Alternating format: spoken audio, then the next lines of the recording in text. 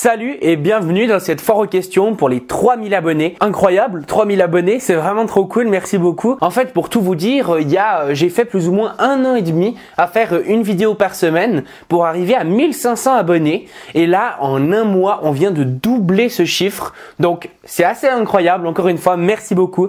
Et du coup, pour fêter ça, dans la précédente vidéo, je vous disais qu'on allait organiser une petite foire aux questions où vous pouviez me poser toutes les questions dans les commentaires de la précédente vidéo sur tous les sujets possibles. J'ai sélectionné donc certaines de ces questions et j'ai préféré me concentrer vraiment sur celles qui sont à propos du futur ou de moi parce que c'est probablement les sujets qui vous intéressent le plus si vous êtes abonné à cette chaîne. Du coup, ce que je vous propose, c'est qu'on commence par celle du futur, ensuite on passera à celle qui me concerne et ensuite on fera des petites réponses courtes et voilà, c'est parti. C'est une vidéo pas prise de tête. On est tranquille. Alors, première question, tu penses quoi de l'agriculture aujourd'hui? Comment faire pour nourrir le monde dans les années qui viennent?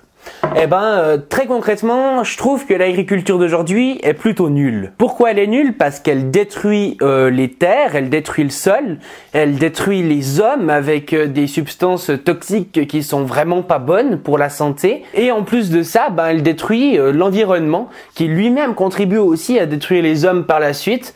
Donc c'est vraiment une agriculture nulle sur tous les niveaux, mis à part le fait qu'elle arrive à nourrir une très très grande population mondiale, ce qui sans pesticides ou sans OGM ou ce genre de choses, on n'y arriverait pas forcément. Donc ça c'est le côté positif, mais sinon tout le reste, vraiment je trouve que c'est vraiment très négatif. Alors on a vu qu'il y a le bio qui est arrivé, de plus en plus ça explose vraiment dans tous les supermarchés. On vend de plus en plus de trucs bio et c'est une bonne chose, je pense. C'est déjà un peu une amélioration. Le problème du bio, c'est qu'il diminue énormément les rendements et en plus, ça se base sur une sorte de sophisme assez bizarre d'appel à la nature. En fait, ce qu'il faut comprendre, c'est que dans le bio, il y a quand même des pesticides. C'est simplement que ces pesticides ne sont pas des pesticides de synthèse. Ça veut dire qu'ils sont pas faits en laboratoire ou ce genre de choses, mais qui sont entre guillemets des pesticides naturels. Sauf que ça part du principe que ce qui est naturel est bon, ce qui n'est clairement pas du tout le cas dans énormément d'exemples différents.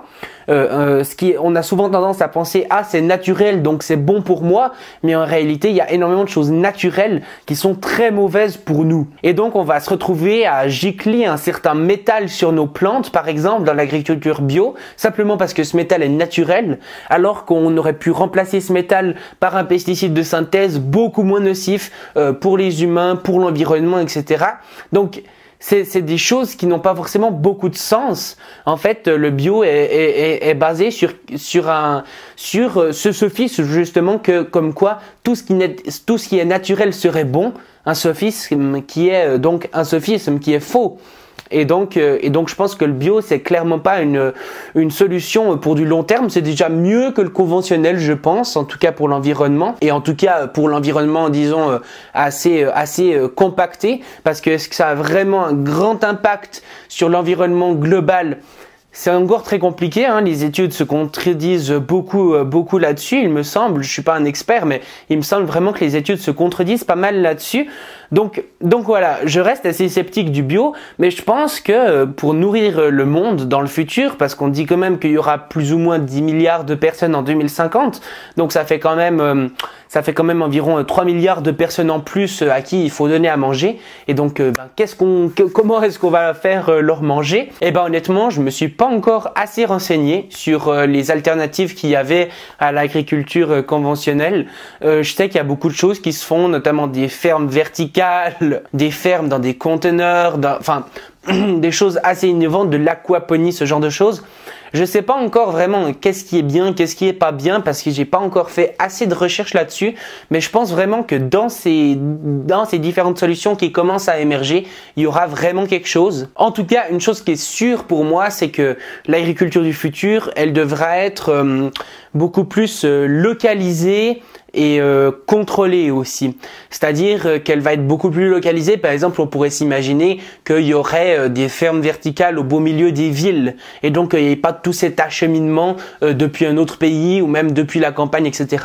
Mais que simplement les fruits, les légumes, les légumineuses, enfin tout ce que vous voulez, puissent pousser justement dans des environnements plutôt contrôlés en ville par exemple pour les citadins, pour donner à manger aux citadins et donc se retrouver avec comme ça, au lieu d'avoir des immenses champs de monoculture, plutôt avoir plein de petites parcelles dans chaque petite habitation, ce genre de choses.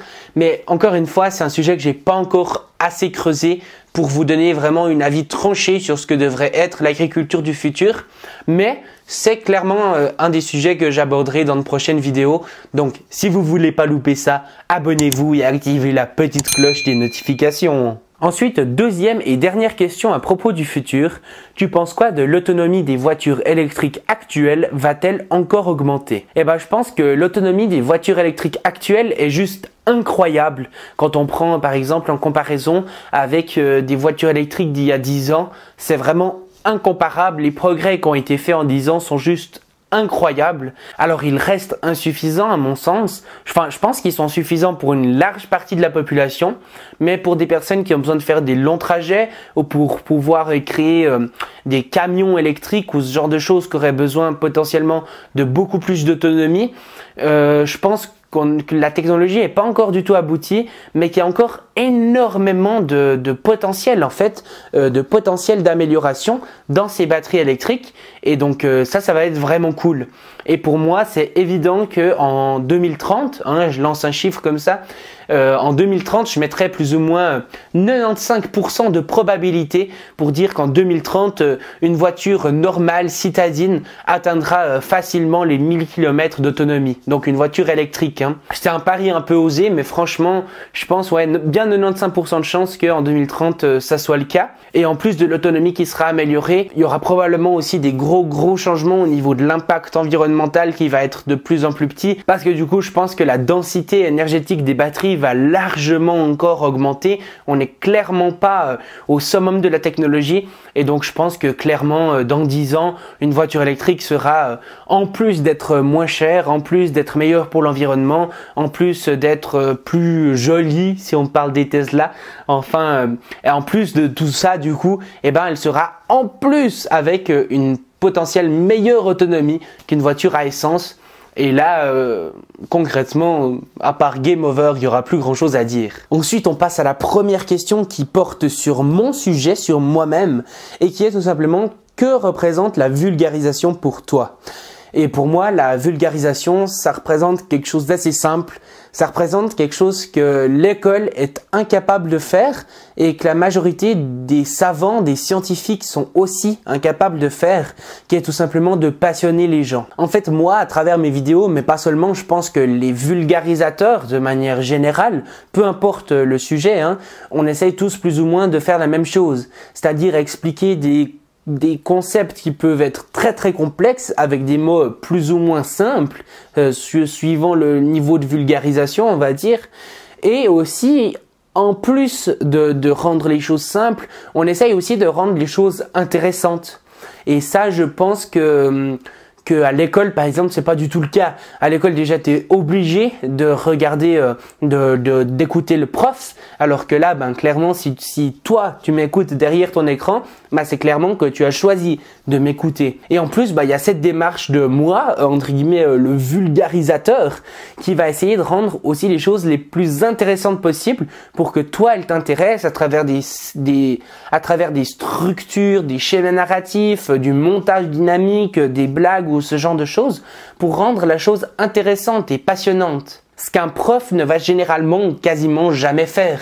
Il va simplement dire les trucs qu'il sait ou qu'il a appris et c'est tout. Mais est-ce que ces choses sont intéressantes? Est-ce qu'elles sont amenées de la bonne manière pour stimuler les bonnes parties du cerveau? Ça, le professeur s'en fout complètement. Et souvent, les scientifiques aussi, qui sont par exemple en recherche ou ce genre de choses, s'en foutent aussi un peu. Ils vont simplement déblatérer leurs cours. Alors de plus en plus, on voit maintenant des chercheurs qui commencent à faire de la vulgarisation sur YouTube. Et ça, je trouve ça vraiment incroyable. C'est vraiment cool, quoi. Par exemple, Fulloscopy ou ce genre de gens qui commencent qui commencent à faire des vidéos YouTube pour vulgariser leur sujet de recherche, là, c'est vraiment le summum. Mais bon, pour l'instant, il n'y a pas encore de futurologue, de vrai futurologue qui veut parler de ça et qui a une bonne pédagogie. Du coup, je me suis dit, pourquoi pas essayer de faire un peu le pont entre justement ces scientifiques qui disent des choses assez compliquées et souvent pas très passionnantes, ou en tout cas la manière dont ils le disent, on va dire, n'est pas très passionnante. Et puis moi, mon boulot, ça va être de prendre un petit peu ces trucs un peu chiants et de les transformer en trucs passionnants et cool, et puis pour donner envie à vous en fait d'apprendre des choses, et ça c'est cool quand même de donner envie aux gens d'apprendre des trucs. C'est quand même un des buts fondamentaux de mes vidéos. Ensuite, une autre question que j'ai eue, c'est que comptes-tu faire si ta chaîne ne marche pas? Et honnêtement, quand j'ai reçu cette question, je savais pas trop quoi répondre. Je me suis posé un moment, qu'est-ce que je compte faire si ma chaîne ne marche pas? Franchement, je sais pas. Je dirais qu'il y a quand même peu de chances que je reprenne les études parce que c'est chiant et que je me vois mal franchement reprendre pour faire 10 ans dans une classe à rien faire de concret. C'est quelque chose que je pense je pourrais pas supporter aussi longtemps que ça. Après, tout est possible, hein, mais franchement, il y a peu de chances que je reprenne les études. Du coup, qu'est-ce que je pourrais faire si YouTube ne marche pas? Je pense que je me lancerai sûrement dans un nouveau projet entrepreneurial, que ça soit à travers une start-up ou même... franchement, je sais pas trop quoi répondre. Pour l'instant, cette question ne m'est pas imposée, donc je me la pose pas trop.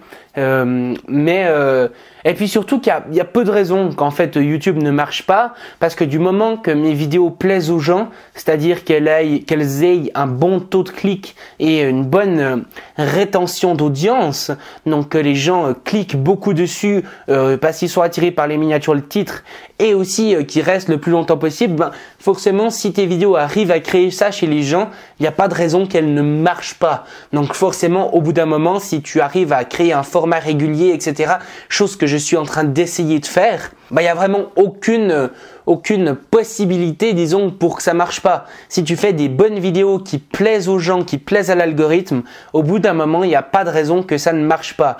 Donc en principe, ça devrait marcher. Voilà. Ensuite, une autre question. Est-ce que tu peux faire des vidéos sur les théories du futur par les abonnés? Alors, c'est effectivement quelque chose de prévu. C'est-à-dire que je pense que dans une année, quelque chose comme ça, je pourrais vous poser des questions dans mes vidéos. Par exemple, comment aller sur Mars? Comment aller sur Mars, par exemple. Et vous, en commentaire, vous allez me donner plein de théories sur comment faire pour aller sur Mars. Est-ce qu'on pourrait prendre une fusée? Est-ce qu'on pourrait catapulter des gens sur Mars, ou j'en sais rien quoi? Plein de théories un peu comme ça que vous pourriez mettre dans les commentaires. Et moi, je pourrais faire une vidéo du coup où je réagis à ces commentaires en disant quels commentaires pourraient être plausibles. Est-ce qu'il y a déjà ce genre de projets qui sont en place? Donc voilà, quelque chose d'un peu interactif. Et c'est vrai que c'est quelque chose qui du coup serait assez cool. C'est pas quelque chose que je compte faire tout de suite parce que déjà je pense que j'ai pas une assez grande communauté. Du coup il risque d'y avoir pas assez en fait de théories, et aussi parce que du coup là je tourne dans un décor qui est pas forcément incroyable. J'aimerais bien pour faire ça du coup avoir un décor fixe, des trucs installés. Enfin, ça demande une logistique un petit peu plus complexe que ce que je pourrais faire maintenant avec l'avatar que vous allez voir dès la prochaine vidéo normalement si tout se passe bien. Et au-delà de ça, j'en profite pour dire aussi que il y aura aussi, je pense, au fil du temps une diversification des formats. C'est-à-dire que là je fais vraiment, enfin en tout cas je vais faire largement vraiment de la vulgarisation justement avec ce petit avatar qui va essayer d'expliquer des choses comme vous allez le voir du coup dans les prochaines vidéos. Mais c'est pas impossible que dans le futur je fasse des vlogs où je vais dormir dans un hôtel du futur, ou bien que je fasse un vol en 0G, ou bien que je teste la cuisine moléculaire, ou bien j'en sais rien, mais je veux dire ou bien justement des vidéos comme ça où je réagis à des commentaires ou à ce genre de choses. Donc c'est pas des choses qui sont impossibles, c'est des choses que je vais pas mettre en place maintenant. Maintenant je vais vraiment essayer de me concentrer sur un format spécifique, mais dans le futur, pourquoi même pas même de la fiction, des fictions autour du futur, de l'eugénisme ou j'en sais rien quoi. C'est des trucs qui peuvent être assez cool.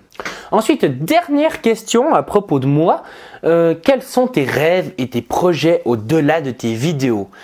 Eh ben, j'en ai vraiment énormément. Franchement, j'ai énormément d'idées de projets, de rêves, de tout ce que vous voulez. Donc ça va être compliqué de faire le tri dans tout ça parce que je sais pas si j'arriverai à faire tout ça dans ma vie tellement il y en a. Mais ce que je peux vous dire, c'est que pour l'instant, en tout cas, mon plus grand rêve, mon plus grand objectif, mon plus grand projet, le truc que j'aimerais le plus avoir réalisé à la fin de ma vie, ce serait de créer une ville ultra optimisée. C'est-à-dire que, bon, c'est vraiment un autre niveau, hein. Là, il faudrait, je sais pas, des milliards pour faire ça. Donc, il y a peu de chances que ça se réalise, mais on sait jamais. Je crois d'ailleurs que Walt Disney avait déjà essayé de faire un truc un peu comme ça. Mais du coup, le but, ça serait de faire une ville vraiment optimisée avec justement, comme je disais, des choses, par exemple, justement, de l'agriculture locale dans plusieurs coins de la ville, des réseaux optimisés. Enfin, que tout soit ultra optimisé. Je suis un amoureux de l'optimisation de manière générale. Vous vous rendez peut-être pas compte à quel point je suis fou de ça, mais j'adore l'optimisation. Et du coup, créer une ville entière qui serait ultra optimisée, ultra stylée, avec des transports en commun qui marchent bien, enfin, des choses qui fonctionnent, quoi. Ça serait mon plus grand rêve. Alors en fait, il reste encore une question sur moi, mais je vais la garder pour la fin parce qu'elle me tient particulièrement à cœur et que j'ai envie de finir par cette question. Mais d'abord, il reste les réponses courtes. Tu penses quoi du réchauffement climatique? C'est pas bien. Tu préfères les chats ou les chiens? Ni l'un ni l'autre. Je préfère les vaches parce que même quand il pleut, elles sont heureuses. Tu te vois comment dans 50 ans? Tout fripé. Comment tu vis ta vie sociale ou autre d'un jeune homme de 17 ans? Vie sociale? Je vois pas de quoi tu parles, c'est quoi ce concept? Combien de temps ça te prend de faire une vidéo? Alors, une vidéo finale de 10 minutes me prend environ 30 heures. Est-ce que tu as des regrets dans les décisions que tu as prises jusque-là? Non, car les regrets ne font pas évoluer. Je préfère me concentrer sur le futur. Du coup, voilà, ça c'était les réponses courtes. Et maintenant, on va passer à la dernière question, la question que vous avez été le plus nombreux à me poser en commentaire. D'ailleurs, il y a plein de manières différentes dont vous me l'avez posé. Je vais vous lire un peu les questions et après j'y réponds. Où souhaites-tu emmener les gens grâce à tes vidéos? Qu'est-ce qui te tient le plus à cœur d'apporter au monde à travers tes vidéos ou dans ta vie en général? Quel est le but humain derrière tout ça? As-tu un objectif qui te dépasse? Si oui, lequel? Enfin voilà, du coup ça c'est tout plein de commentaires différents que j'ai rassemblés ensemble, hein. Mais en gros la question qui se cache derrière tout ça, c'est quel est justement cet objectif qui me dépasse? Et cet objectif qui me dépasse, il est très simple. Je pense qu'il est primordial de voir en face les problèmes du monde, mais qu'il est tout autant primordial de rêver, mais que malheureusement nos sociétés ont oublié de rêver. Cela laisse place à un cynisme ambiant qui nous pousse vers la déresponsabilisation et le malheur. Le but de mes vidéos, c'est de reconstruire des visions positives du futur. C'est de faire sortir les gens de cette victimisation pour leur redonner foi en l'avenir. Mon utopie est un monde où chaque personne a une utopie et se donne les moyens d'y parvenir. Mon utopie est un monde où les gens se bougent pour devenir acteurs de leur propre vie, mais surtout pour devenir acteurs du monde, plutôt que de rester devant BFM TV à critiquer je ne sais pas quoi. Ensemble, recréons des utopies et donnons-nous les moyens d'y parvenir. Sur ce, vive le futur et vive la vie. Ciao.